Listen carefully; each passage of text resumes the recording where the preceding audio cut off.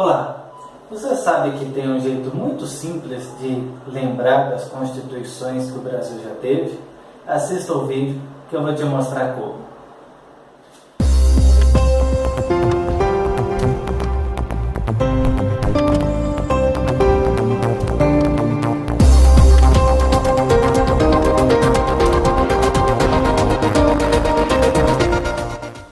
Eu vejo muito aluno que faz curso de Direito quebrando a cabeça para decorar as constituições que o Brasil já teve. Lembrando, eu digo para os meus alunos do ensino médio, Constituição é a principal lei de um país. Enquanto alguns países têm uma Constituição desde que ficaram independentes, o Brasil já trocou de Constituição várias vezes, o que é algo muito negativo, porque demonstra para o exterior muita instabilidade política que acaba refletindo inclusive na economia. Mas você que faz direito, você não precisa quebrar a cabeça para decorar as constituições do Brasil. Basta você entender por que houve a mudança.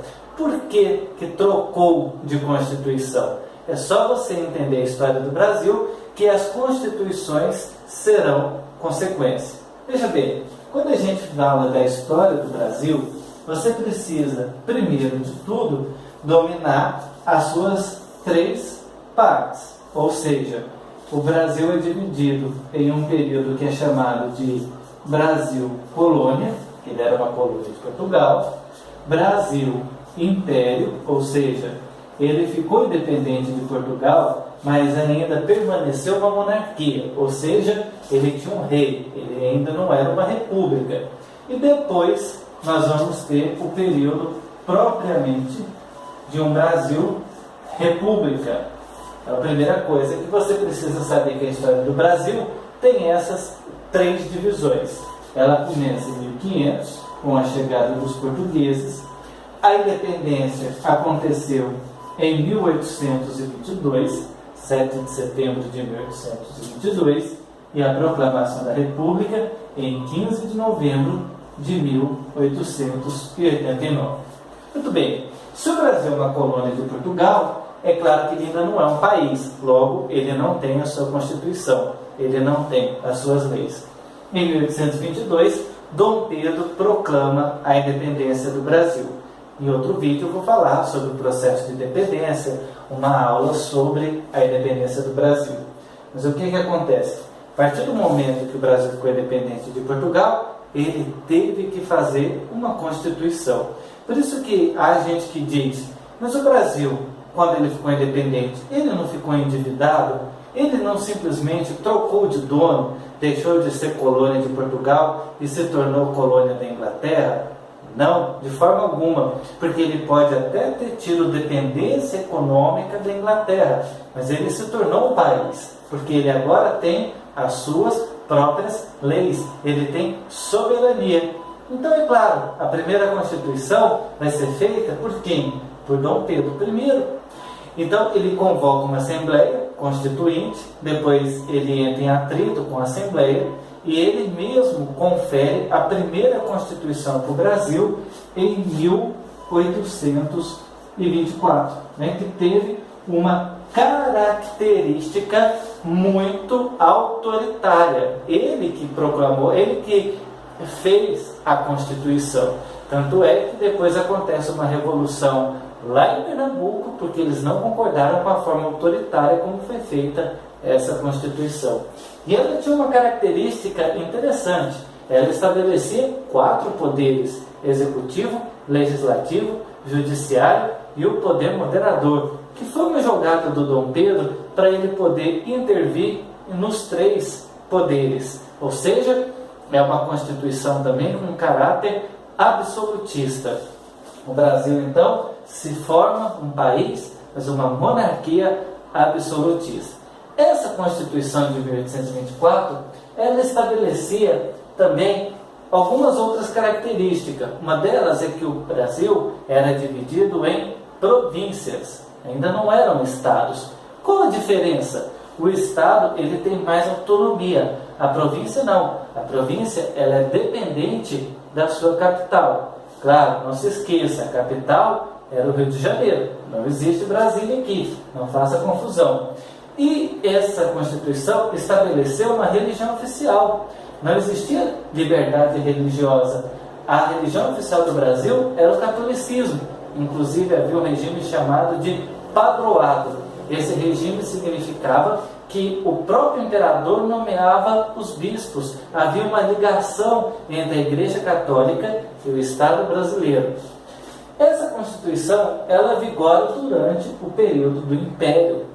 E aí, em 1889, nós temos a proclamação da República. Agora pensa comigo, se mudou de Império para a República, significa que agora tem que ter uma nova Constituição.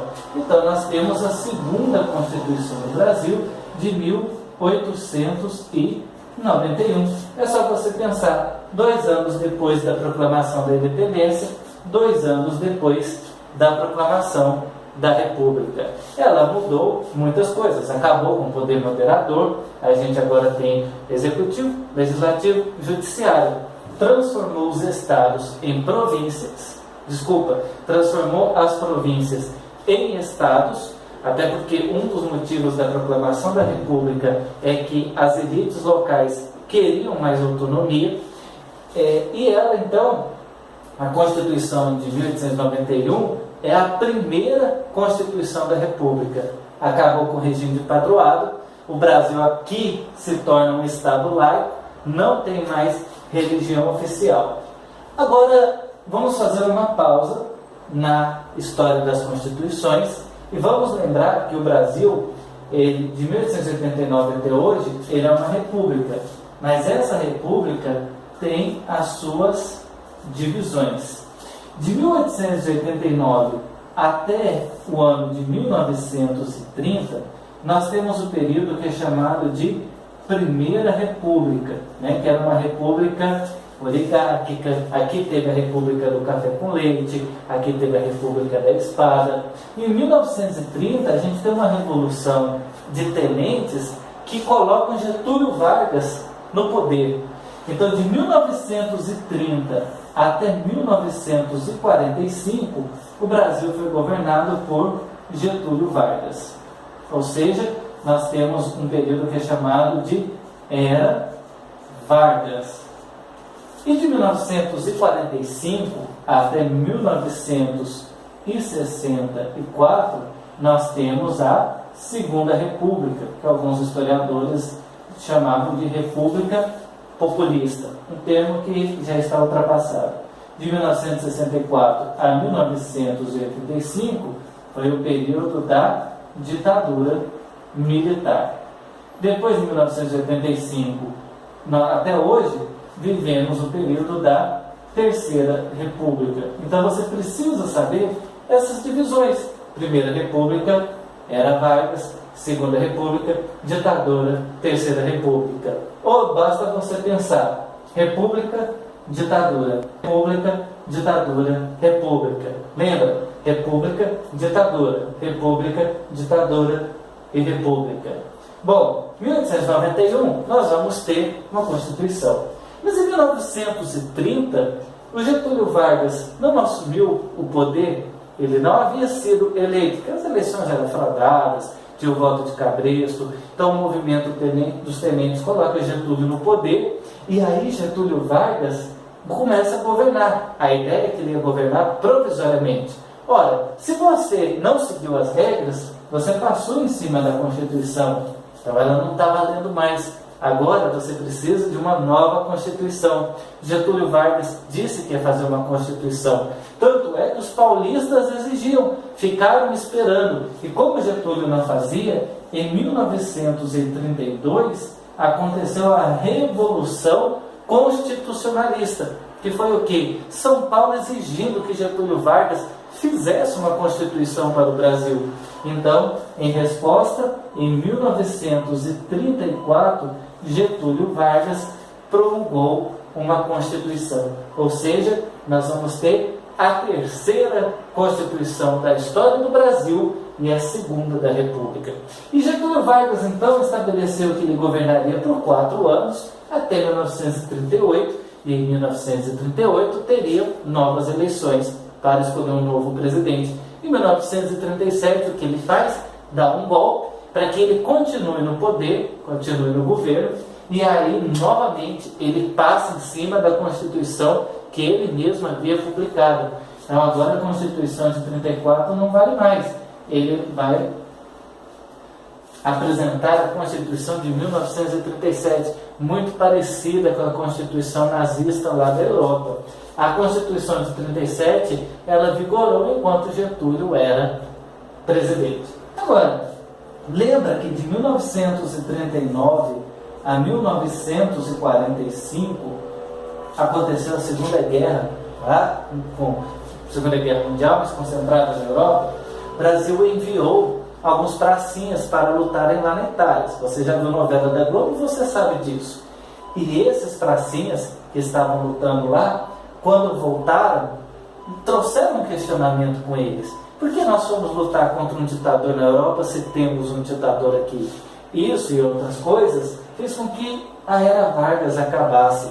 E em 1945 a gente começa a Segunda República. Ora, se nós vamos ter um novo regime, nós precisamos de uma nova Constituição para o Brasil. 1946 nós vamos ter mais uma. E ela vai vigorar até que a gente tenha o golpe militar em 1964. Ora, se nós tivermos um novo golpe, significa que essa Constituição não vale mais. E aí os militares que vão oferecer a Constituição de 1967. E depois eles mesmos vão fazer uma Constituição em 1969. Bom, o regime militar acabou em 1985. E aí a gente tem uma Assembleia Constituinte, presidida por Ulisses Guimarães, e temos a Constituição de 1988. Muito bem. Você entendendo as mudanças que aconteceram na história do Brasil, você naturalmente vai entender por que mudou a Constituição. É só você pensar, proclamou a independência, a história vai começar aqui. Então, um pouco tempo depois, é o tempo que você faz a Assembleia e redige a Constituição, em 1824, a primeira. Tivemos a proclamação da República, mudou de monarquia para república. 1891, outra Constituição. 1930, Getúlio Vargas dá o golpe.